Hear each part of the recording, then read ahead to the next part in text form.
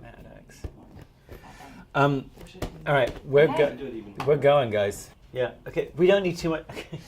Okay. Stop doing that. Stop it. Stop it, guys. As you can see, there is no detail too small for us to get right. And oh my word, look, these are my two strengths. Totally coincidentally, there's one of my books behind us here. You have to turn your phone off. Excuse me.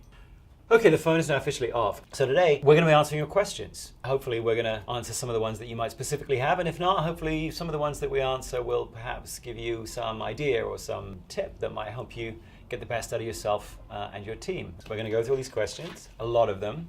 Hopefully, actually, seriously dealing with things that you're quite interested in. How do I get the best out of the people on my team? Or how do I get the best out of myself? Or how do I use a tool to help me do all of that? So dive in. How much of a person can you change? It's like, every team leader faces that. Like, how much of you can I change? And on some point, even with the best people, you're like, I wish they wouldn't do such and such, right? I wish they would understand that when they do this, it comes across like this. And so we spend a lot of our time as team leaders going, change. I mean, I love you, you're perfect, now change. It is a meaningful question. The simplest way to answer it is you can change someone's skills, you can't change their strengths. A skill is something that you can learn.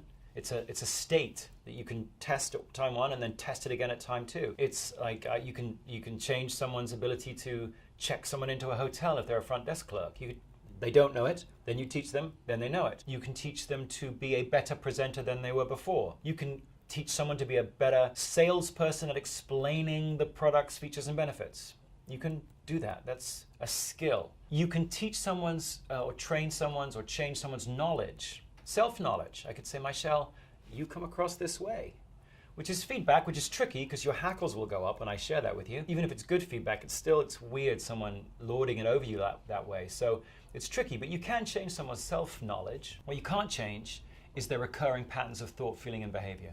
You can't change someone's strengths. If someone is naturally empathetic and feels the emotion of those around them as though it's their own, you can't make them go, no, don't do that. Stop feeling it. If someone's naturally assertive, you can't say, don't be. Well, you can say it. They just can't not be it. A strength is a natural and recurring pattern of behavior, which means it's natural and recurring.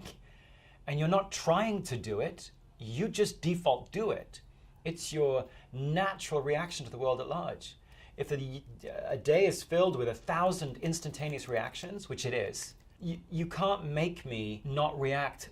1,000 little points of interaction, you're going to change those as a manager? No, you're not. What you can do is help me go, your strengths are this, you're naturally assertive, you're naturally empathetic.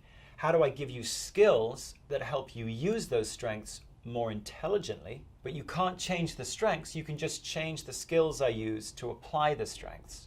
As a team leader, figuring out those two things is the art and the skill, because you can get better at it, of being a team leader.